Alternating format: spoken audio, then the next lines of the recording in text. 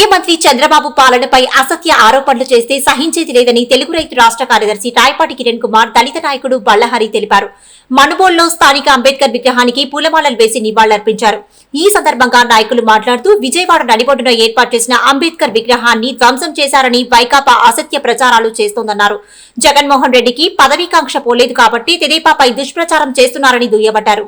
దళితులపై దాడులు అరాచకాలు చేసింది వైకాపా ప్రభుత్వంలోనే అన్నారు.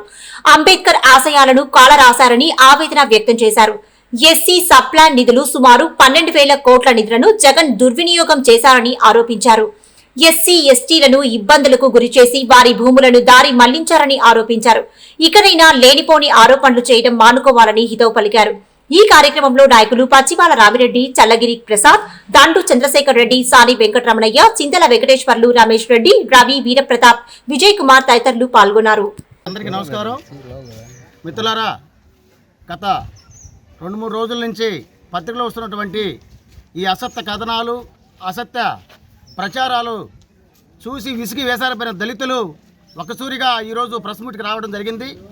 మిత్రులారా, బాబాసాహెబ్ అంబేద్కర్ విగ్రహం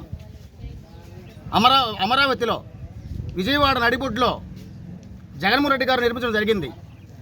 అయితే ప్రపంచానికి తాళమానికమైనటువంటి బాబాసాహెబ్ అంబేద్కర్ విగ్రహము ప్రజలు పెట్టడం శుభపరిమాణమే. అయితే అదేవిధంగా బాబాసాహెబ్ అంబేద్కర్ విగ్రహాన్ని ధ్వంసం చేశారు అని చెప్పి అసత్య కథనాలని సాక్షి పేపర్లో కావచ్చు, సాక్షి మీడియా కావచ్చు, సోషల్ మీడియాలో కావచ్చు, సోషల్ మీడియా వేదికగా ఉన్నటువంటి ఈ జగన్ అండ్ టీం చేస్తుంటే అసత్య ఆరోపణలు అవి అవాస్తవం.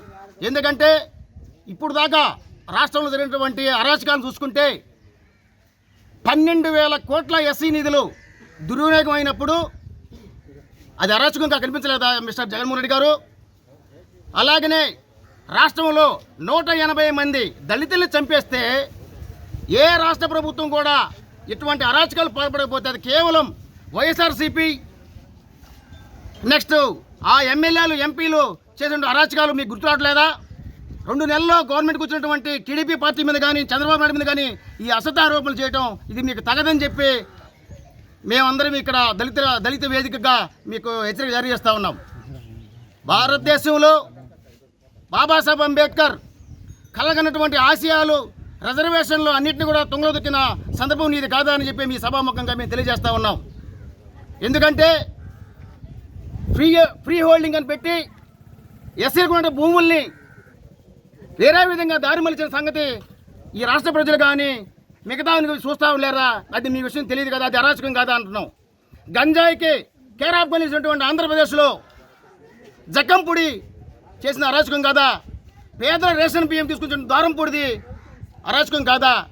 అరాచకాలంతా మీ ప్రభుత్వంలో చేసి ఎస్సీ ఎస్టీ భూములు లాక్కొని ఎస్సీ ఎస్టీ ఎంప్లాయీస్ని నానా రకమైనటువంటి ఇబ్బందులకు గురి చేసి జడ్జి రామకృష్ణ గారి నుంచి, అలాగనే మన డాక్టర్ అచ్చెన్న గారి నుంచి చూసుకుంటే ఇట్లా పెద్ద పెద్ద ఆఫీసర్లందరూ కూడా మీరు తొక్కుపెట్టి అరాచకం చేసి సృష్టించిన చరిత్ర ఈ రాష్ట్రంలో మీకే తగినదని ఈ రాష్ట్ర ప్రజలు చూశారు కాబట్టి మిత్రులారా, ఈరోజు మీ పార్టీకి, మీ నాయకుల్ని మీకు ఏ యొక్క గౌరవం ఇచ్చారో ఈ రాష్ట్ర ప్రజలు మీకు అద్భుతమైన తీర్పునిచ్చారు.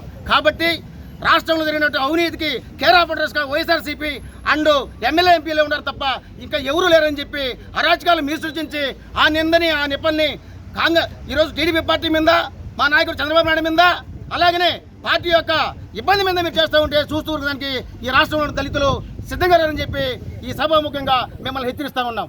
కాబట్టి అరాచక ప్రభుత్వానికి కేర్ ఆఫ్ వైఎస్ఆర్సీపీ రాష్ట్రంలో దళితుల యొక్క ఆత్మవిమానం తాకట్టు పెట్టినటువంటి నాయకుడు 13,000 కోట్ల రూపాయల దళిత నిధుల్ని దుర్మార్గంగా దారి మలిచిన చరిత్ర నీదని చెప్పి ఈ సభాముఖంగా తెలియజేస్తా ఉన్నా.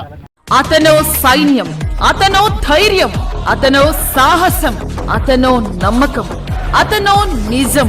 జనం కోసం, మంచి కోసం, నెయ్యానికైనా కయ్యానికైనా ముందుకు నడిచే తత్వం. కష్టమైన, నష్టమైన, నమ్మిన దారిన నడవడమే అతని నైజం. సింహపురి రాజకీయ వేదికపై అతను చైతన్య స్ఫూర్తి. అదే మరి ఈరోజు రూప్ కుమార్ కూడా రావడం కొత్త ఊపు ఈరోజు మన పార్టీకి. ఇక్కడ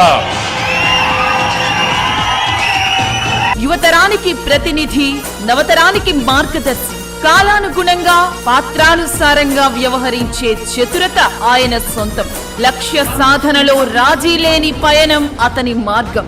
మా శ్రేయోభిలాషి సోదరుడు, యువనేత, నెల్లూరు నగర డిప్యూటీ మేయర్, తెలుగుదేశం పార్టీ నాయకులు శ్రీ పోలుబోయిన రూప్ కుమార్ యాదవ్ గారి జన్మదిన శుభ సందర్భంగా మా హృదయపూర్వక శుభాకాంక్షలు.